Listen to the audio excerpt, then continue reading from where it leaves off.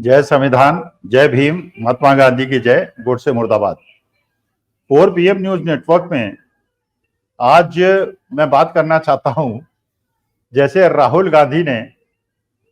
मोदी जी के सारे आक्रमणों को पहले तो आक्रमण करने दिया, अपने चक्रव्यूह में घुसने दिया, लाखों करोड़ों रुपए पूंजीपतियों के खर्च करा के अपने को बदनाम होने दिया और उसके बाद जो पलटवार किया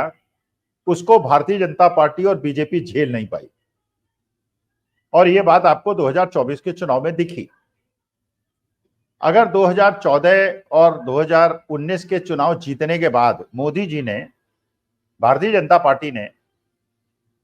असली मुद्दों पे अपना ध्यान केंद्रित रखा होता, बेरोजगारी पे ध्यान रखा होता, महंगाई कम करने पे रखा होता, पूंजीपतियों को सारी संपत्ति न सौंपने पे रखा होता, अडानी जी को सारी बड़े बड़े बंदरगाह और रेलवे स्टेशन और एयरपोर्ट सौंपने में न रखा होता, तो शायद मोदी जी की सरकार अभी 15-20 साल और चलती। लेकिन मोदी ने, भारतीय जनता पार्टी ने क्या किया कि एक जैसे तानाशाह करता है उस प्रकार से, ये सोचते हुए कि हिंदू मुसलमान का नैरेटिव अगले 20-25 साल चलेगा और पूंजीपतियों के पैसे से जो पीएम केयर फंड में और चुनावी बॉन्ड में पैसा आया है उसके माध्यम से जो एडवर्टीजमेंट है और एक माया जाल फैलाया जाएगा, उसके माध्यम से लोगों को चुनाव में भ्रमित किया जाएगा और देश की गरीब जनता उसे 2000 रुपए किसान सम्मान राशि देकर उसे बहकाया जाएगा, कहीं लाडली बहन योजना देके भड़काया जाएगा, चाहे उसके बच्चे को रोजगार न मिले, चाहे उसके पति की दुकान न चले, लेकिन उसको ये भरमाया जाएगा कि सरकार तुम्हारे लिए बहुत कुछ कर रही है।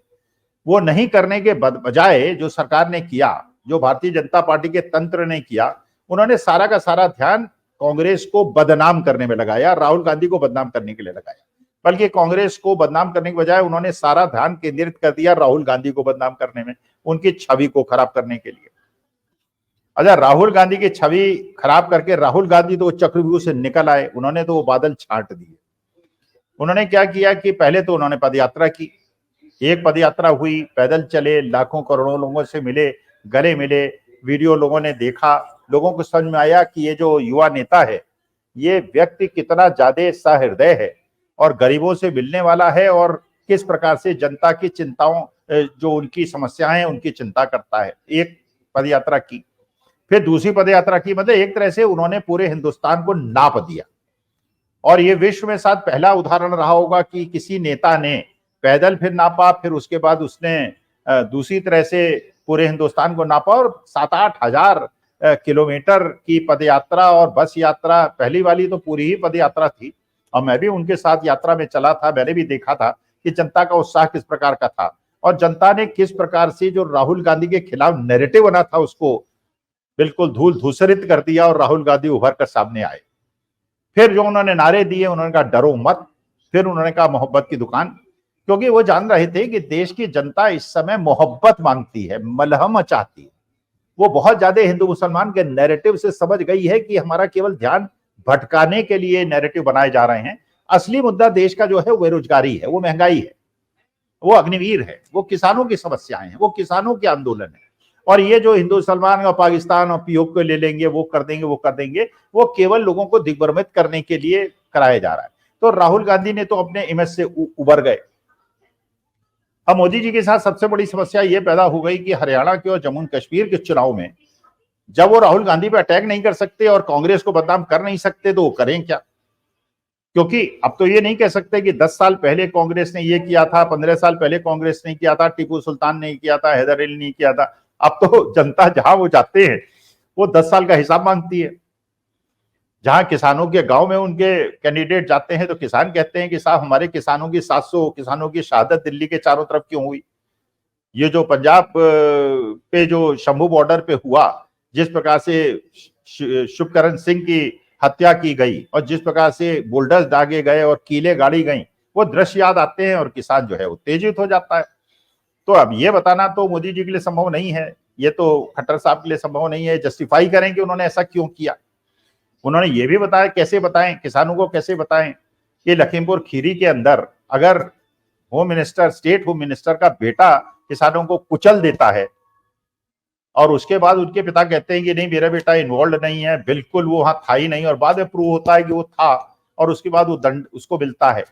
जिस प्रकार से ब्रजभूषण शरण सिंह का समर्थन किया जाता है और हमारे देश की जो बेटियां हैं जो उस पदक लाई उनका अपमान होता है, तो अब कोई ऐसा नैरेटिव नहीं है जो भारतीय जनता पार्टी जनता, और ये जनता के प्रश्न है, ये ज्वलंत है, जनता के प्रश्न का जवाब देने का कोई मादा नहीं है भारतीय जनता पार्टी के नेताओं के पास।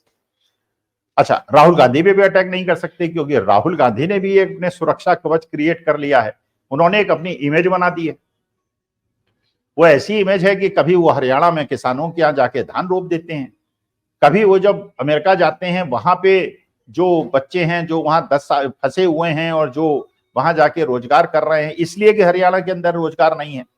और जब आपने देखा एक 8-10 साल का बच्चा रोते रोते अपने पिता से कह रहा है कि पापा आ जाओ पापा आ जाओ, और राहुल गांधी कह रहे हैं कि उसके आंसू देख के और उसके कपकपाते चेहरे को देख के लगता है कि ये बेटा अपने बाप से 10 साल नहीं मिल पाएगा क्योंकि यहाँ नौकरी नहीं है। हरियाणा के बच्चों को इजराइल लड़ने के लिए भेजा जा रहा है या वहां पे कंस्ट्रक्शन का काम करने के लिए भेजा जा रहा है क्योंकि हरियाणा के अंदर नौकरी नहीं है, वरना कौन इजराइल इस समय यूक्रेन भेजेगा या इजराइल भेजेगा या रूस भेजेगा, क्योंकि अपने देश में रोजगार नहीं है, लोगों के पास पैसा नहीं है, खाने पीने का पैसा नहीं है, घर के खर्चे नहीं निकल रहे हैं, इसलिए लोग ऐसे युद्ध ग्रसित क्षेत्रों में भी अपने बच्चों को, तो राहुल गांधी ने सारा कंसंट्रेट कर दिया, नैरेटिव जो बना दिया कि असली मुद्दों पे आपको रहना चाहिए, आपको महंगाई पे रहना चाहिए, आपको बेरोजगारी पे रहना चाहिए, आपको अग्निवीर पे रहना चाहिए, आपको किसानों के मुद्दे पे रहना चाहिए, और जो नैरेटिव को चेंज करने का प्रयास बार बार भारतीय जनता पार्टी करती है, हिंदू मुसलमान का नैरेटिव लेके आती है, उससे हट जाना चाहिए। और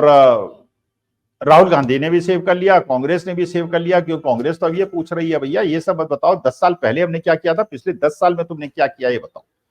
10 साल के अंदर जिस प्रकार से किसानों की आमदनी दुगनी करने की बात हुई थी वो भी नहीं, नौकरियां तुमने 2 करोड़ पर ईयर दी नहीं, 15 लाख तुमने दिए नहीं, महंगाई तुमने कम की नहीं, जो महिलाएं हैं उन पर अत्याचार कम हुए नहीं, मणिपुर के अंदर जो महिलाओं के साथ हुआ और 15 महीने 16 महीने से वहां पे जिस प्रकार से गृहयुद्ध बचा हुआ है, आग लगी हुई है, इसको तुम रोक पाए नहीं, और इस तरह की तुम अब हाँ कर रहे हो, दोबारा जो है नैरेटिव को कहीं और ले जाने का प्रयास कर रहे हो। अब फिर वो जब सारे नैरेटिव भारतीय जनता पार्टी के फेल हो गए तो हर बार जैसे इलेक्शन के पहले होता है वो रॉबर्ट वाड्रा को ले आते हैं, फिर रॉबर्ट वाड्रा दामाद श्री फलाना श्री, उनके पास ये जमीन वो जमीन। अच्छा, अभी तक तो रॉबर्ट वाड्रा ने काउंटर अटैक नहीं किया था क्योंकि हर इलेक्शन के पहले होता है, रॉबर्ट वाड्रा का नाम आता है, उससे एक सहानुभूति लहर के साथ किसानों के साथ रॉबर्ट वाड्रा ने बड़ा अनाचार किया। पहली बार रॉबर्ट वाड्रा ने भी अटैक किया और बिल्कुल काउंटर अटैक किया, बिल्कुल स्टेट अटैक किया, जैसे अब प्रियंका गांधी भी कर रही हैं, राहुल गांधी भी कर रहे हैं, खड़गे साहब भी कर रहे हैं। तो रॉबर्ट वाड्रा ने कहा कि ये दिखा दीजिए हरियाणा में किस जगह पे मेरी 1 इंच जमीन भी है। भाई देखिए, ये आरोप कोई ऐसे ही हवा में कोई बोल दे कि फलाने के बाद 10,000 करोड़ है, उसके बाद 20,000 करोड़ है, उसके बाद स्विस बैंक में पैसा है, उसके बाद ये है फलाना है ठिकाना है। अच्छा, उसके बाद भी, और आप तो देश के प्रधानमंत्री हैं, आप कोई छोटे मोटे आदमी तो है नहीं, आप तो 142 करोड़ लोग के देश के लोकतंत्र के प्रधान सेवक हैं, आप तो विश्वगुरु हैं, और आपके पास सारे ईडी है, सीबीआई है, इनकम टैक्स है, सारी संस्थाएं हैं। तो अगर सारी संस्थाएं आपके पास है, होम मिनिस्टर आपके पास हैं, इतने समर्थ होम मिनिस्टर आपके पास हैं, और इसके बावजूद आपको चुनावी रैली में यह आरोप लगाना पड़ता है फिर रॉबर्ट वाड्रा के पास उन्होंने जमीनें हड़पी हैं किसानों की, अगर है तो उन्हें 10 साल में आपने दंड क्यों नहीं दिलाया, और अगर नहीं है तो आपने झूठ क्यों बोला। जैसे आपने पहले कहा था कि साहब 15, फिर जब उनके भक्त लोग कहते हैं कि साहब 15 लाख देने की उन्होंने ये बात की थी, अगर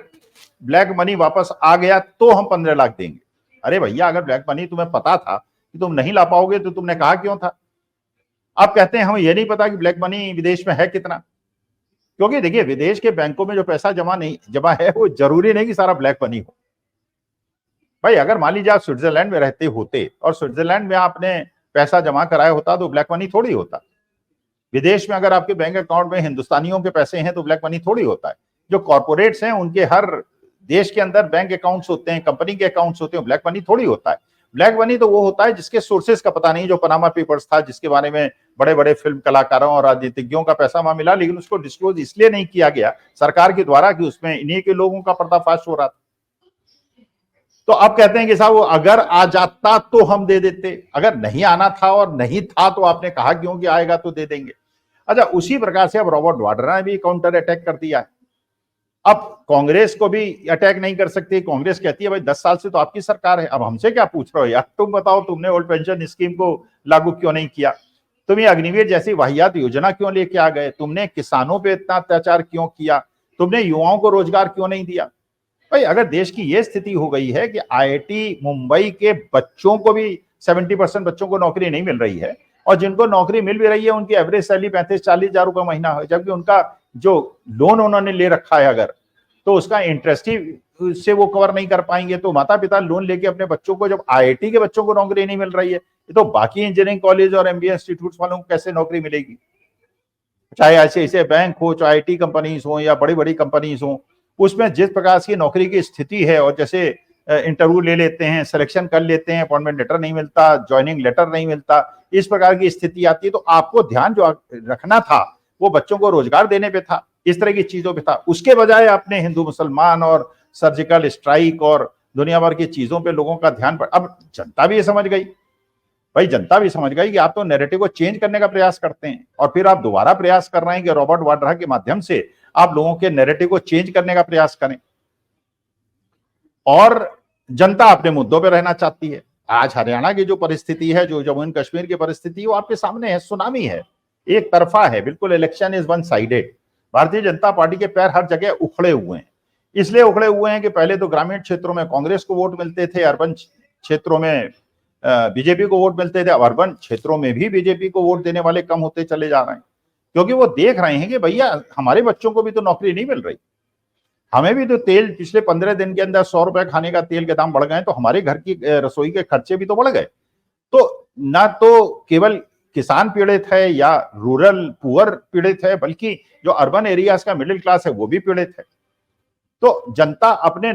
मुद्दों पे रहना चाहती है और ये नैरेटिव को कहीं और ले जाना चाहते हैं, इसलिए रॉबर्ट वाड्रा पे लेके गए थे। मोदी जी ने रॉबर्ट वाड्रा दामाश्री के बारे में बात की थी और दामाश्री ने काउंटर अटैक कर दिया। तो अब भारतीय जनता पार्टी के कोर्ट में बॉल है, वो प्रूव करें कि रॉबर्ट वाड्रा का कहां पे जमीन है, और अगर जमीन नहीं है तो झूठे मूठे आरोप क्यों लगाते हैं देश के प्रधानमंत्री। भाई अगर है तो उसे दंड करें, हम कौन सा रॉबर्ट वाड्रा का साथ दे रहे हैं, हम कौन सी सहानुभूति। अगर उसने कोई गड़बड़ किया है, कानूनी रूप से कोई अपराध किया है, तो उसे दंड दीजिए, लेकिन अगर नहीं किया है तो देश के प्रधानमंत्री अनर्गल आरोप लगाएं और बिना बात के लिए राजनीतिक कारणों से आरोप लगाएं, ये बिल्कुल गलत बात है। ये देश के लिए और हमारे लोकतांत्रिक प्रक्रिया के लिए और संवैधानिक संरक्षण के लिए गलत बात है। और जिस प्रकार से राहुल गांधी ने अपने को निकाल लिया और रॉबर्ट वाड्रा ने भी इलेक्शन के 6 दिन पहले ये स्टेटमेंट दे के मोदी जी को डिफेंसिव बना दिया है, मेरे ख्याल से it is the right strategy. और राहुल गांधी 3 दिन के तूफानी दौरे पे हैं हरियाणा के, प्रियंका गांधी हैं, खड़गे साहब हैं, हुड्डा जी भी लगे हुए हैं, कुमारी शैलजा भी लगी हुई हैं, और भारतीय जनता पार्टी के लोगों के पैर उखड़े हुए हैं। गांवों में वो जा नहीं पा रहे, शहरों में भी विरोध हो रहा है, आंतरिक कलह भी है, ऐसे ऐसे कैंडिडेट जो हैं वो आपस में भिड़े हुए हैं। तो मुझे ये लगता है कि रॉबर्ट वाड्रा ने जो किया है वो बिल्कुल टाइमली किया है, एक स्ट्रेटेजिक डिसीजन है, और इससे भारतीय जनता पार्टी की जो बची खुची संभावनाएं थी हरियाणा के अंदर वो भी खत्म हो गई हैं। नमस्कार, धन्यवाद, प्रणाम।